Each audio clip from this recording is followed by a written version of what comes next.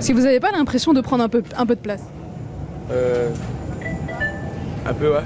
Certains courants féministes le qualifient de syndrome des couilles de cristal, un mal qui contraindrait les hommes à écarter les jambes en position assise. Parfois, vous pensez que vous pouvez déranger votre voisin?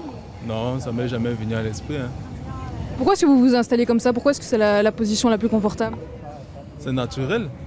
On s'assoit, on s'assoit. Hein. Cette situation met pourtant souvent les autres usagers mal à l'aise. Il y a quand même nettement moins de civilité qu'avant, donc je me suis sans doute adaptée à ça et que donc mes exigences ont fortement diminué. Après, si ça me plaît pas, je tourne la tête et je regarde ailleurs. Souvent, il y a de quoi se déplacer, donc je préfère me déplacer et rester courtoise.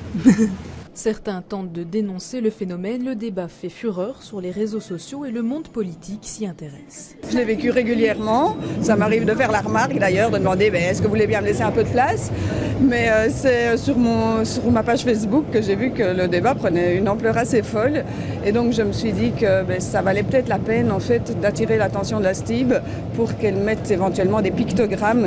La lutte contre les incivilités est l'un des combats de la société de transport bruxelloise. Nous avons évidemment des agents assermentés à la STIB qui sont à même de contrôler tout ce qui est infraction au règlement général du transport public. Ça fait partie, les incivilités font partie des choses qu'on ne peut pas faire dans le transport public, bien entendu. Écarter les jambes à outrance pourrait vous coûter une sanction administrative de minimum 50 €, que vous soyez de la jante masculine, mais pas seulement.